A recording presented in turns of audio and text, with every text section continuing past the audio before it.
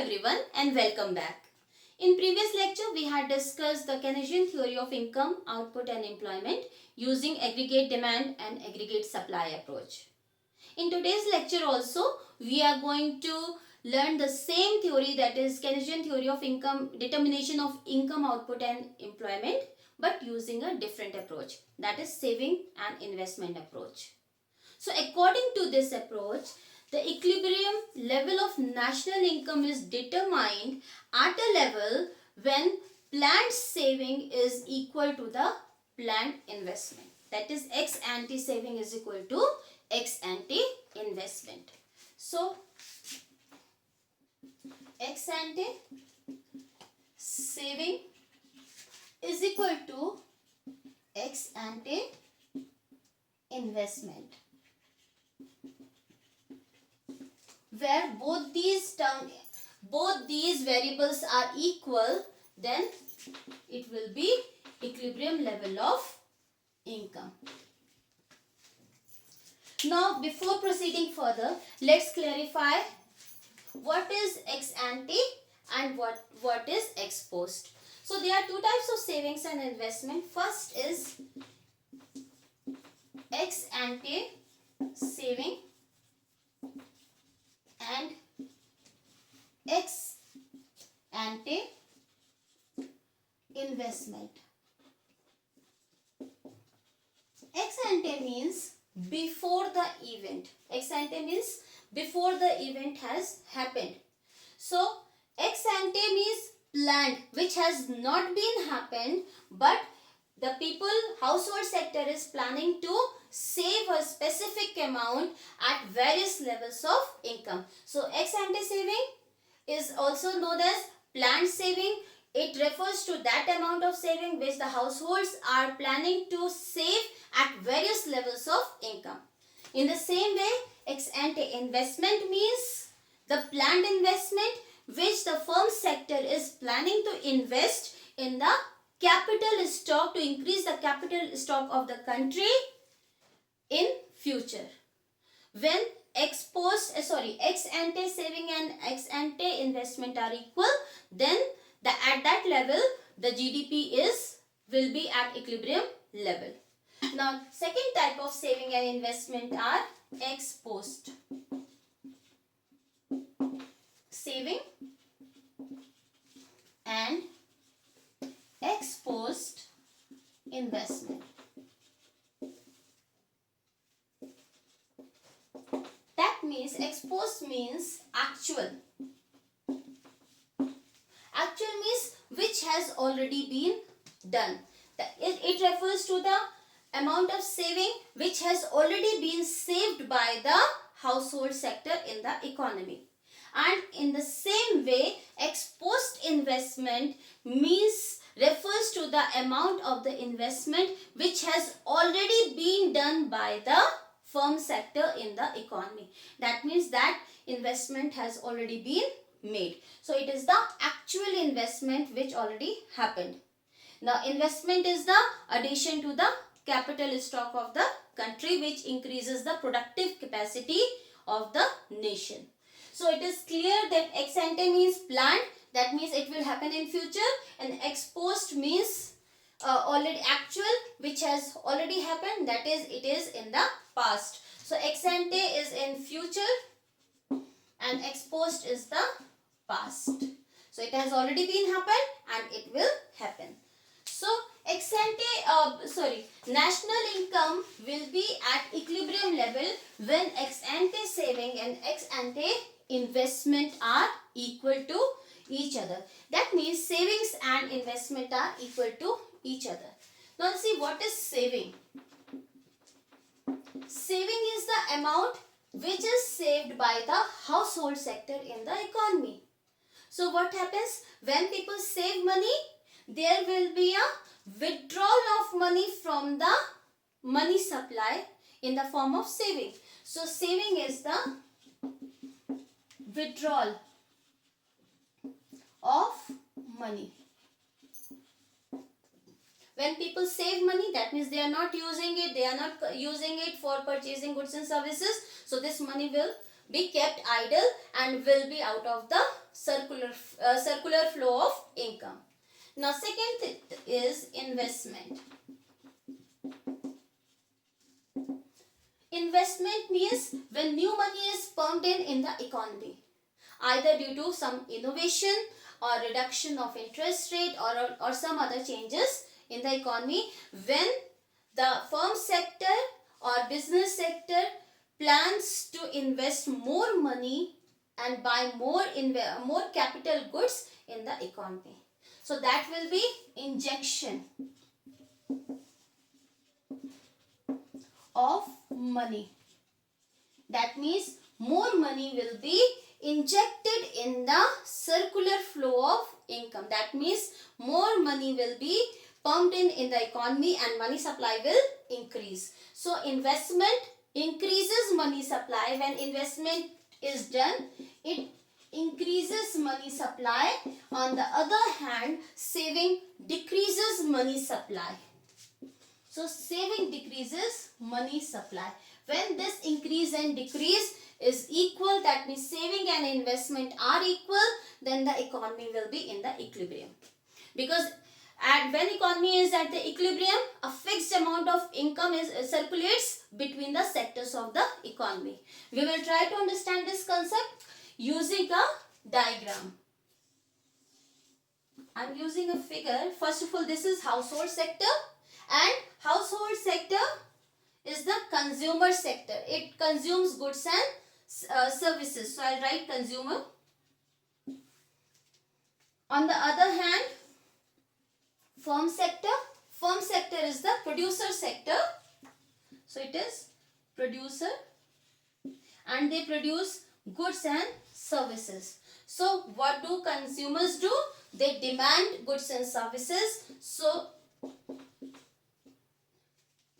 consumers will demand goods and services, and the total demand by all the consumers in the economy will be aggregate demand. And producer sector supply goods and services, and supply of goods and the total value of all goods and services which are supplied in the economy by all the producers is known as aggregate supply. So economy will be in the equilibrium when aggregate demand will be equal to aggregate supply. That means consumption by the household sector or demand by the household sector equals the supply by the firm sector. And if there is a disbalance, then the equilibrium level will be changed. Suppose money supply in the economy is rupees 100. This is a hypothetical example. So money supply is rupees 100. That means producers are producing goods and services worth rupees 100.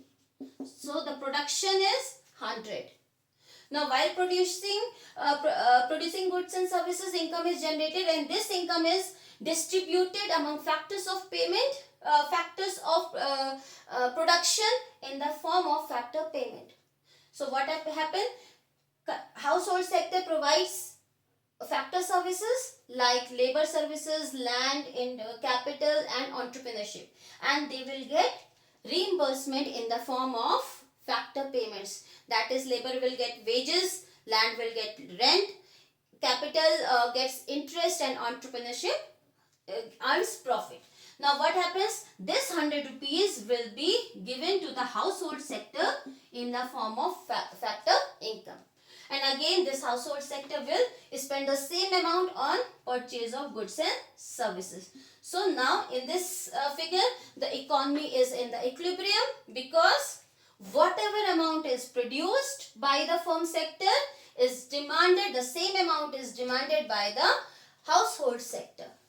Now suppose due to some innovation or some changes in the economy, or if producers want to expand their business units, they will pump in more money. That means investment. They will invest rupees 20. Suppose firm sector invests rupees 20. So what will happen? New money come in the in the economy, and money supply will increase, because when investment is done, injection of money is done in the economy, and money supply increases. So what will happen? Plus rupees 20. Now money supply is rupees 120. What happened? This 120 will be given to the household sector. So now their income is 120. However, goods and services produced here is worth rupees 100. So demand could be more. But household will also not spend the whole amount on consumption. They will save a part of their income. Suppose household is also saving the same amount which has been invested by the firm sector, that is rupees 20. Now what will happen? This money which they have saved, the household sector has saved, will go out of the money circulation of the income. Now what will happen? Minus 20, the leftover amount will be rupees 100. Now again, consumers or household sector are demanding goods and services worth rupees 100, and producers are ready to supply goods and services worth rupees 100. That means whatever consumers are demanding, producers are ready to supply, because demand is equal to the supply. That is why the economy will be in equilibrium when investment is equal to saving. Because there is a fixed amount which is circulating in the economy, that is rupees 100. For example, I have taken the example as 100. This 100 is circulating continuously in the economy.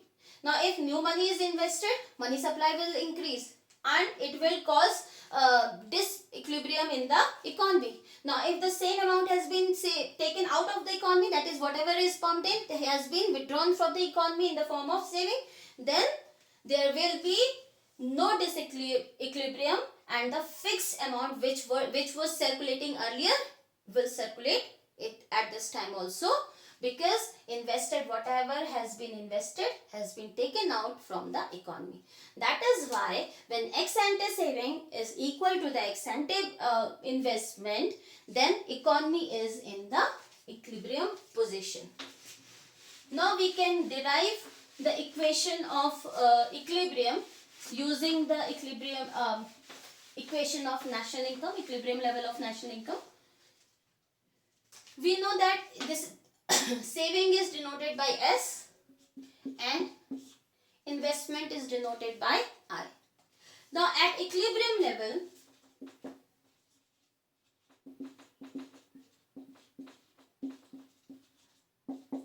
we know that aggregate supply is equal to the aggregate demand. Now what is aggregate supply? Aggregate supply is the national income of the country, and national income is either consumed or saved. So we can write C plus S. In the same way, aggregate demand consists of either consumption demand by the household sector or investment demand by the firm sector. So it consists of C plus I. Right?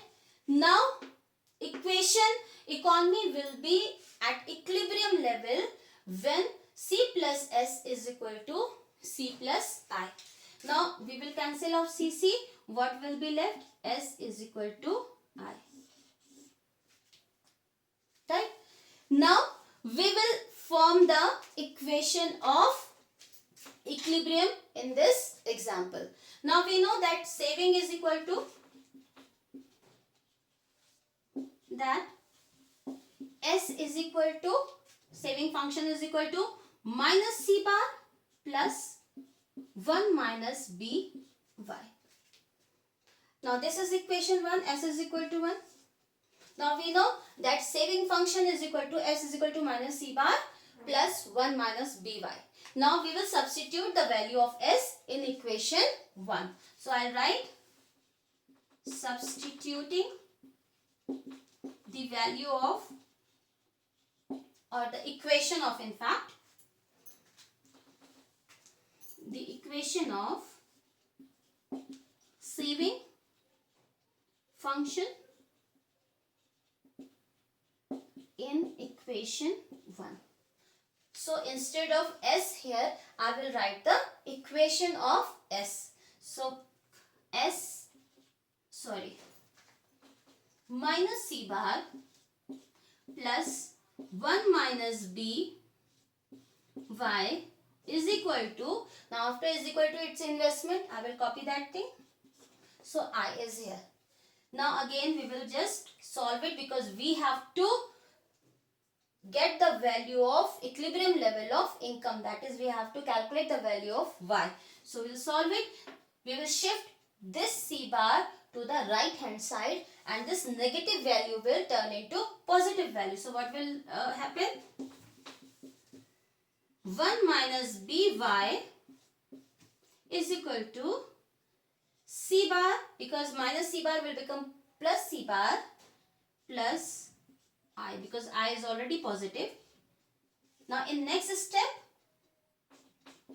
now we will cross multiply 1 minus B and we will shift it to the right hand side. Then value of Y is equal to C bar plus I divided by 1 minus B. Now we know that B is MPC, so it is 1 minus MPC or MPS. So we can write it as C bar plus I divided by MPS. So this is the equation of equilibrium level of income using saving and investment approach, because we have substituted the value of saving in this equation. Now we can solve a numerical example also. Suppose the value of investment is rupees 1100. I is equal to 1100. C bar given in the question is rupees 100 and MPS, value of marginal propensity to save, is equal to 0.4. Now if we have to calculate the value of equilibrium level of income, then what will we do? So first of all, we will form the equation of the saving. So S is equal to minus 100, because my C bar is given, minus 100 plus 0.4 Y. Now we will form the equation of the equilibrium level of income. So it is S is equal to I. Now substituting the value of S, the equation of S in this equation, so it will be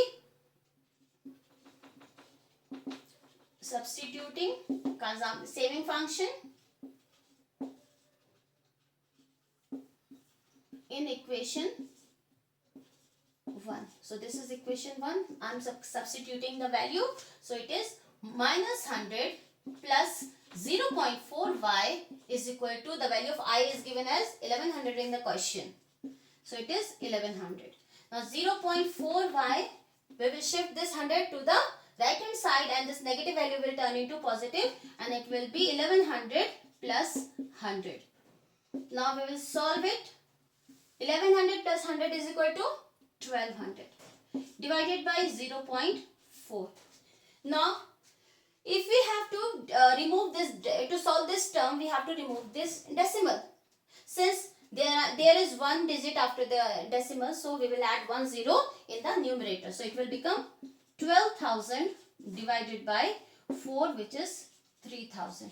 So equilibrium level of income is 3,000. So in this way, if we have been given a saving function and value of investment, we can calculate the value of equilibrium level of income. Now we will try to understand the concept of equilibrium level of income using saving and investment approach by a schedule and a diagram. So first of all, saving is equal to investment reflects the equilibrium level of income. So I will make a schedule. Equilibrium Y, S is equal to I approach.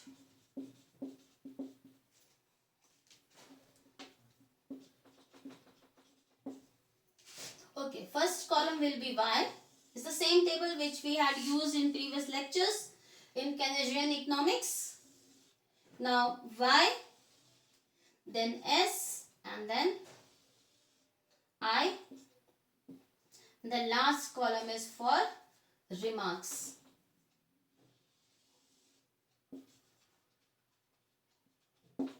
Now income is 0, 100, 200, 300, 400, 500, 600 and 700.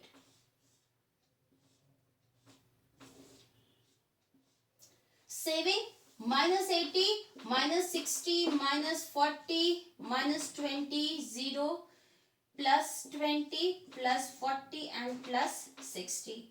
These are the same values. Now investment remains same. Investment in Keynesian theory is autonomous. That means it remains same at all level of income. That means if level of income is 0, investment will be 20. If income rises to 100, then also the investment will be same, that is 20. So we will write 20 at each and every level of income. Now we can see that when income level is 500, then the saving is equal to investment. And this level is known as the equilibrium level of income, when the value of saving is equal to value of investment. So, see what happened. When we know that equilibrium level is at AS is equal to AD or AD is equal to AS. Now in both the terms, in both these values, the consumption is common. That means AS is equal to C plus S and AD is equal to C plus I. So consumption is common in both the equations. But if the value of S and I remains same, is equal, then this equation will become equal. And if S and I are not equal, that means they are different, then AS and AD will not be equal. Suppose value of saving is consumption is 400 at equilibrium level. This is also 480. So consumption here also 480 and here also it is 480. Now when will this equation will become equal? Both left hand side and right hand side, both the sides will be equal when the value of S and value of I are equal. Suppose the value of S is equal to 20 and value of I is not equal to 20, it is suppose 40. Then what will happen? Supply will be of 500 rupees 500 and demand will be of 520. So there will be a disequilibrium in the economy because aggregate demand is not equal to the aggregate supply. Because consumption is common, so it will be cancelled off. Only saving and investment will be equated. Now suppose if at equilibrium level, if saving is 20 and investment is also 20, in that case saving is equal to investment. So the value will be 500 and here the value will be 500. That is why aggregate demand will be equal to aggregate supply only when saving and investment are equal to each other. Because only saving and investment, because consumption is common in both the variables, and saving and if saving and investment are equated, then equilibrium level will be established. Now I will try to explain the same concept using a diagram also. So first of all, I will draw the same diagram which I had used in the previous lecture. This is y-axis, this is x-axis. Now here we will measure aggregate demand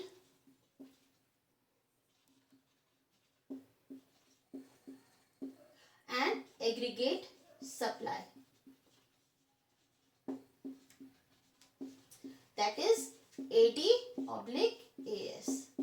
This is point of origin. Here we will measure income, output employment.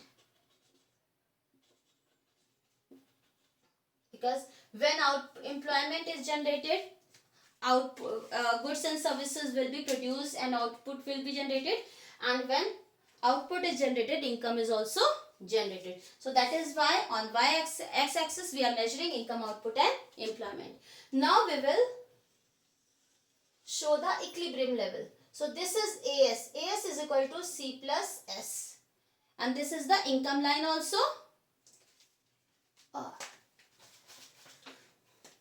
So this is AS. AS is equal to C plus S. Now this is the income line also. This is 45-degree line. Now we will show the equilibrium level.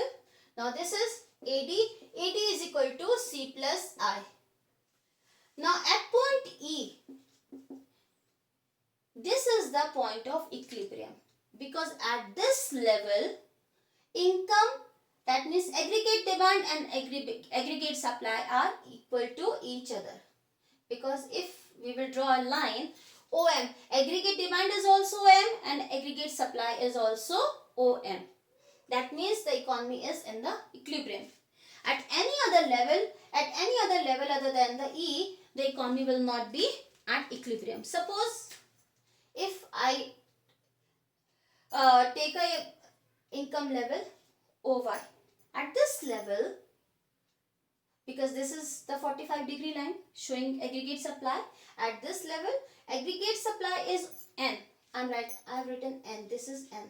So aggregate supply is ON. And corresponding to this level of income, aggregate demand, because this is the demand line, aggregate demand is M, OM. So what will happen? OM is greater than ON. So aggregate demand is more than aggregate supply. That is why economy is not in equilibrium. So economy will be equilibrium only at point E when aggregate demand is equal to the aggregate supply.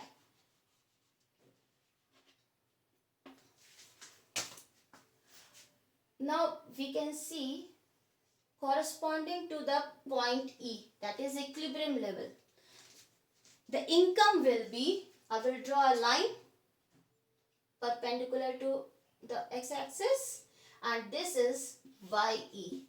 YE means equilibrium level of income. So when aggregate demand is equal to the aggregate supply, the income is OYE. And at the same income level, a saving must equate investment. So we will draw another diagram. This is X and Y, and this is negative Y, and this is point of origin. Here we will measure saving and investment. Okay. Now, first of all, we know that investment is constant at all levels of income. So, investment curve will be a horizontal straight line which will be parallel to the x-axis. That means the slope of investment line is 0, because it is neither going upward or nor going downward. So there is no slope, only the slope is 0, because there is no change on the y-axis. Now we know that at the level when income level, when AD is equal to AS, at the same level S must be equal to Y. So we have drawn a perpendicular line. We have extended this vertical line to the figure 2. This is figure 2 and this is figure 1. Now we can see this point where vertical line is intersecting the investment line. That means at this level AD is equal to AS, and at this level S must be equal to I, and this is E1. Now we will draw a saving line, saving curve, which will intersect investment curve at point E1, and this is our saving curve. So here even is the equilibrium point because saving is equal to investment at this point, and the income level corresponding to this equation is OYE. So OYE is the equilibrium level of income when saving is equal to investment and aggregate demand is equal to aggregate supply. And on x-axis in this diagram also we will measure the same thing, that is income, output and employment. And at this level the economy is in the equilibrium because aggregate demand is equal to the aggregate supply. That means whatever amount whatever demand all the consumers in the economy are making, the same amount is supplied by all the producers in the economy. So that is why there will be no excess, neither the excess demand nor the excess supply. Both the variables will be equal to each other. But apart from, there will be equilibrium level will be when S is equal to I. That means there will be no excess in the economy. But there are two situations of disequilibrium. I will write here. Disequilibrium, there are two situations. Either S is less than I or S is greater than I. So first situation is when S is less than I. That means saving is less than investment. In the table it is from 0 level of income to 400 level of income. When saving is less, it is minus 80 and it is investment is greater than that is 20. Here also minus 20 and 20. So here saving is less than investment. And in this figure also, in this diagram, before point E1 saving is less than investment. And at the same level AS is less than AD. So when aggregate supply is less than aggregate demand, then aggregate saving will be less than investment. Now we will try to understand this concept using the same figure. I will rub this. I will write in short AD, AS, and it is S oblique I. Now this is the household sector and this is the firm sector. Household sector is consuming and they are demanding goods and services worth rupees 100. In the same way, firm sector is producing goods worth rupees 100 and supplying the same. Now this is AS and this is AD. Now economy is in the equilibrium because aggregate demand is equal to the aggregate supply. Now suppose, and the money supply will be rupees 100 in the economy because the same amount is circulating. Now suppose firm sector plans to invest rupees 20. So investment means injection of money in the economy. So they are injecting the money, they are pumping in the money, and the amount which is pumped in is rupees 20. Now what will happen? The money supply will increase. It is 120 rupees. Now suppose, and household will not, this is the income of the household 120, this money will come into the hand of the consumers. Now household sector will not consume the whole amount, they will save a part of it. Suppose they will save, this is saving, save rupees 10, which is less than rupees 20. Because here we are discussing the situation when saving is less than investment. So investment is 20 and saving is 10. So here saving is less than investment. Now what will happen? Rupees 10 goes out of the economy. So whatever amount will be left, it is rupees 110. 120 minus 10 is equal to 110. So now the consumers are demanding good which is worth rupees 110. So aggregate demand is for 110. This is the AD. However, the aggregate supply is the same, that is 100. So in this situation, what will happen? Some of the consumers whose demand, there will be some consumers whose demand will be unfulfilled. That means there is an excess of demand. So what is this situation? This is the situation of AD greater than AS. Because money supply, what is the reason? Because money supply has been increased in the economy, and when money supply increases, then demand will also increase, and when demand is increased, so this is the situation of excess demand. Excess, in fact, aggregate demand. Now what will happen? Some of the consumers' demand will remain unfulfilled. So what will happen? Some consumers' demand remain unfulfilled. What happens? Suppose the price of 1 unit is ₹1. In that case, 100 units are supplied. However, 110 units are demanded. That means there are 10 consumers whose demand remain unfulfilled.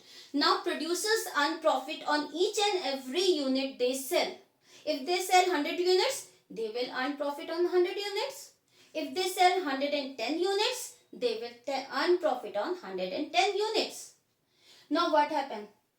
They are not able to fulfill the demand of 10 consumers. In that case, they will suffer the loss of profit which they could have earned from selling this extra 10 unit. Clear? I will repeat it once again, because the demand of 10 consumers or 10 units remain unfulfilled. Now, if the producers had these producers been able to fulfill this demand, they could have earned the profit on these 10 units also. But now, because they do not have that much of goods and services, so they will suffer loss of profit which they could have earned on by selling these goods, the extra goods which they are not able to fulfill. So what will happen? Producers will suffer loss of profit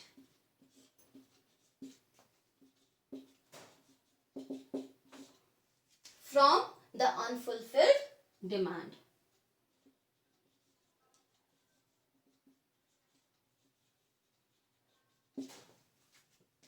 So in this way, the producers, what will happen? Producers would not like this situation and they will increase their production. So what will happen? The production will be increased. And when the production will be increased, that means output will be increased, then the aggregate supply will increase, because aggregate supply is the the output, total value of goods and services. So if production is increasing, then aggregate supply is also increasing. And when aggregate supply increases, because S is equal to C plus S. So in the same way, when aggregate supply increases, I will write here because the lower portion of the board will not be covered in the video. So I'll write here. So what happens? Production increases, due to which aggregate supply increases. When aggregate supply increases, then since AS is equal to C plus S, then S will also increase. And when saving is, and this process will keep on going till the point when saving equates investment. So it will be equal to the investment. Now you can see that aggregate supply is changing according to the demand, because in Keynesian theory, demand holds a very important place. And Keynesian theory was evolved in the as a solution to the Great Depression. And the problem in the during the Great Depression time was lack of aggregate demand, and there was excess capacity in the economy. Because what happened? Demand was not there, so producers were not producing, and their productive capacity remained idle. So that is why, according to Keynesian theory, according to J.M. Keynes, aggregate supply is completely elastic. That means it will follow the demand. If demand is high, aggregate supply will follow it. But there is a limit to it, till the time full employment level is achieved. Now what happens? Since during the Great Depression time, full employment level was not there, unemployment was there, so that is why excess capacity was there. There were unemployed factors of production, so when demand increases, those unemployed factors of production were employed, employment increases, and production also increased. So that is why if demand is high, supply will follow the demand. If demand is low, supply will again follow the demand. So that is why in this concept, you can see that saving is changing. That means aggregate supply is changing according to the demand. Now the second situation of disequilibrium is beyond the equilibrium point. That means after the equilibrium point. So first was saving is less than investment. The second is saving is greater than investment. And in the schedule, it is at 600 and 700 income levels. When saving is 40 and investment is 20. Saving is 60 and investment is 20. That means saving is greater than investment. And in this diagram also, after equilibrium point, that is E1, saving is greater than investment. When saving is greater than investment, then aggregate supply is also greater than aggregate demand. That means people are demanding less and producers are producing more. That means their stock will pile up and there will be some goods and services which will not be sold in the market. So I will try to explain the concept, this situation using the same diagram, that is of the circular flow, diagram or figure of the circular flow in the economy. This is the firm sector and they are producing goods and services worth 100.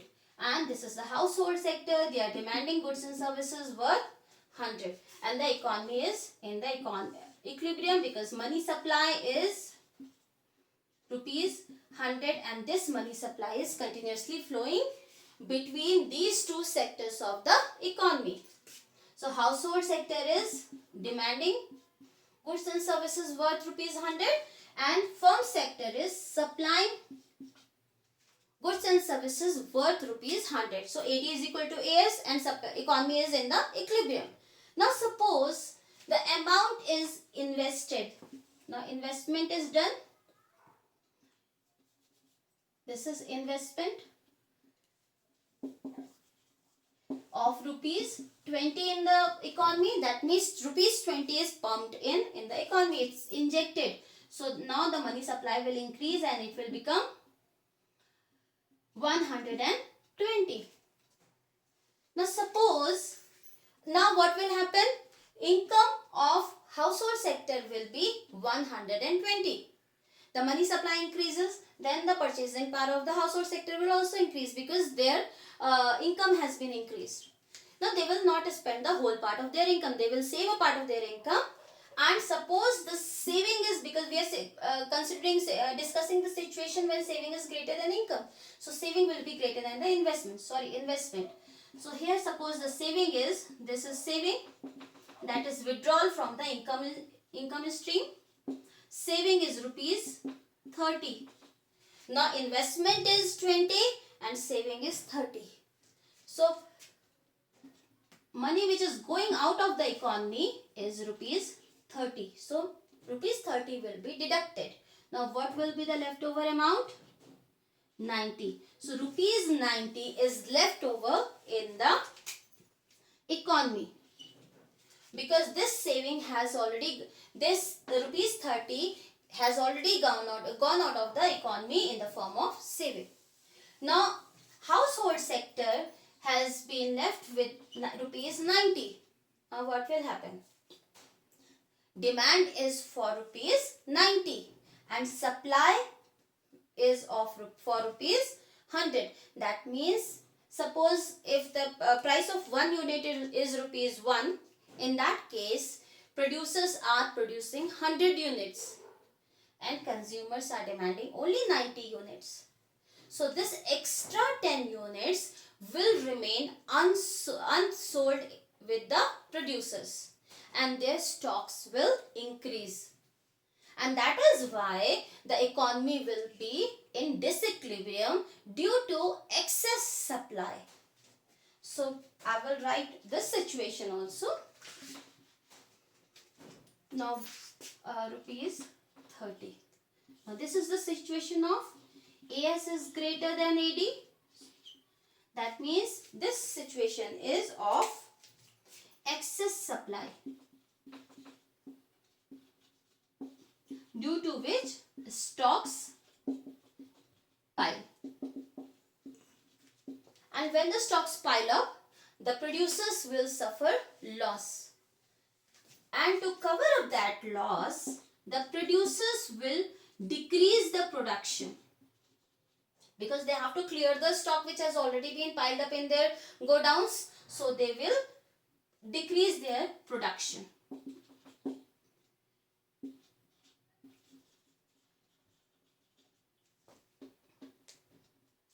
And when production decreases, output will decrease. That means lesser amount of goods and services will be produced. Then lesser amount of goods and services will be supplied. And that is why aggregate supply, that is AS, will decrease. Now when AS decreases, saving will also decreases, because AS is the sum of consumption plus saving.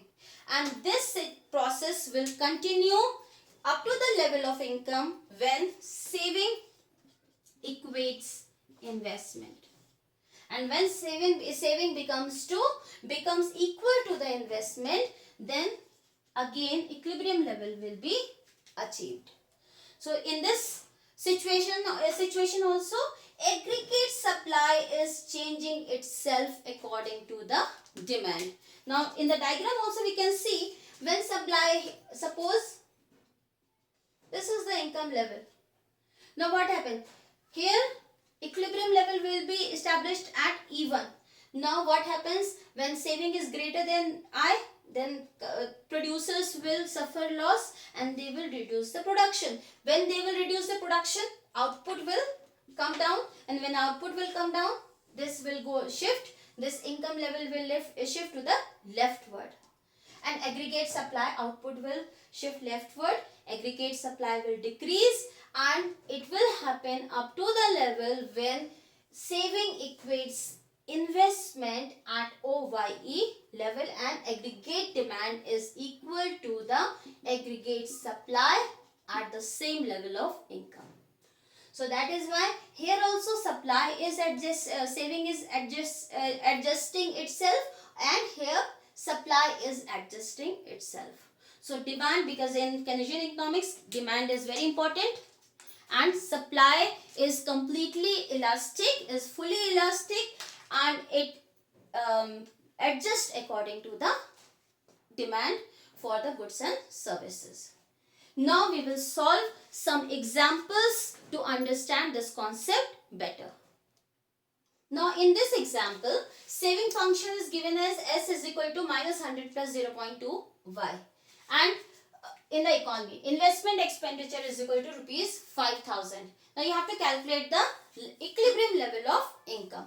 Now first of all, we have to note down all the values which is given in the question. So I will write solution, and this is the question. Solution, first of all, saving function is given S is equal to minus 100 plus 0.2 Y. Second value which is given is investment is equal to rupees 5,000. And third, what we have to find? We have to find out the equilibrium level of income. So we have to calculate the value of Y, which is at equilibrium level. Now we know equilibrium level of income is established or determined by the saving and investment when both these variables are equal in the economy. Now we will solve it. S is equal to I. Now substituting the values of S and I in this equation, we will solve it. First of all, minus 100 plus 0.2 y. This is the equation of saving which is given in the question.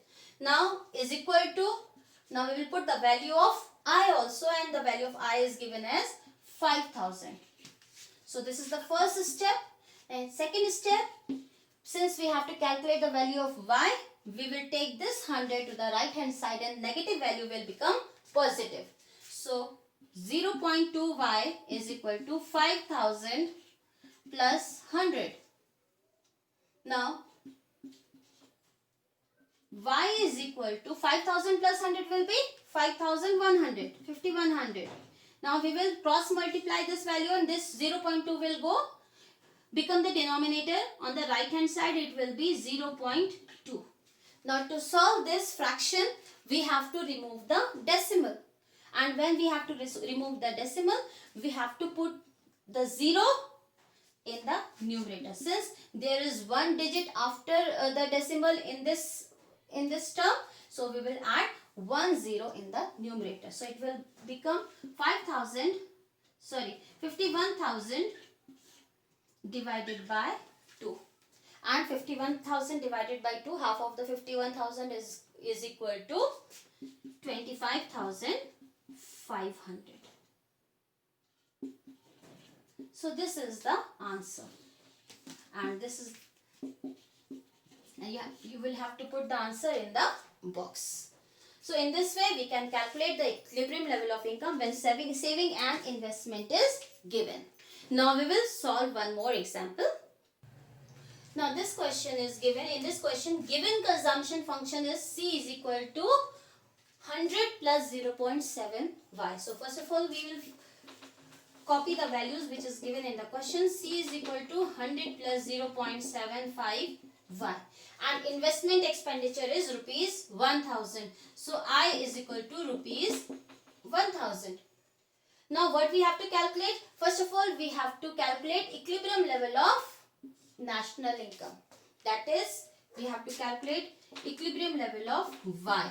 We don't know. Second part of the question is consumption at equilibrium. We have to calculate consumption which is at equilibrium level of income. So C, the value of C which is at equilibrium level. Now we know that at equilibrium level y is equal to, first of all, first part of the question which I am solving, y is equal to, so first of all AS is equal to AD. We know that AS is equal to AD. AS can be written as y because it is the national income, and AD is equal to C plus I. This is the equation of equilibrium.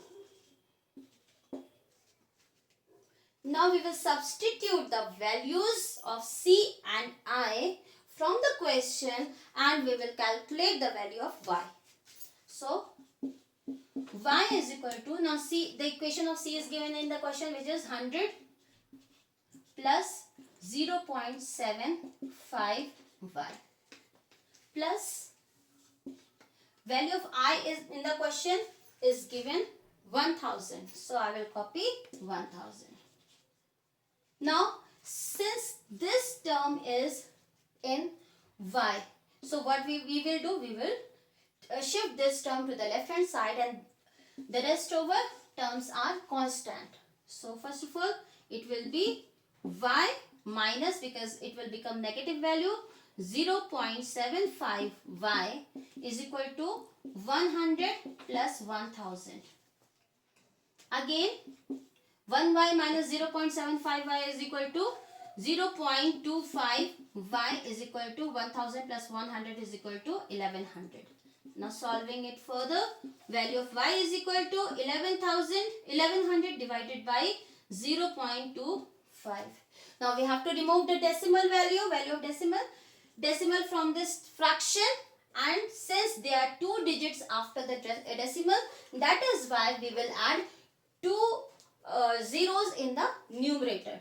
So it is 1100 and we will add two zeros. divided by 25. So now we will solve it. It is 4, then 104, and then we'll copy 0. So it is 4400. So this is your answer of first part of the question, that is y is equal to 4400. Now the second part of the question is you have to calculate the value of C at equilibrium level of income. Now the equation of C is given. We will substitute the value of y in this equation. So C is equal to 100 plus 0.75. This is the second part. 75 into the value of y which we have calculated is 4400. So it is 4400. Now 0.75 into 4400 will be 3300. Now C is equal to 100 plus 3300 is equal to 3400. So this is your answer for second part of the question. Now we will solve one more example. Now in this question, if the saving function for an economy is given as S is equal to minus 500 plus 0.2y. So saving function, we will copy it. Solution. S is equal to minus 500 plus 0.2y. And the investment is rupees 100 crore. So investment is also given, that is rupees 100 crore. Now you have to determine, that means you have to calculate the value of level of income when saving is equal to 0. So income at the level when saving is equal to 0. We all know that saving is equal to 0 at break even level of income. If we, this is x-axis and it's 0. So when saving curve intersects x-axis at that level, saving is equal to 0, because whatever is earned, it is consumed and saving becomes 0. This level is known as break-even point. So here S is equal to 0 means what we have to calculate? You have to calculate break-even point of income. Now the second part of the question is level of income when saving is equal to investment. So that means when S is equal to I. And this is the equilibrium level of income. So equations are given. We will just substitute the values in these equations and find the value of y, because what we have to calculate is the level of income in both the questions. So it is what we have to calculate, break even point income we have to calculate, and equilibrium level of income we have to calculate. Now first part of the question we will solve. At equilibrium level, we know that saving is equal to investment. So equilibrium is established when S is equal to I. Now we will substitute the values of S and I in this equation. The value of S is given as minus 500 plus 0.2y. This is the same equation which is given in the question.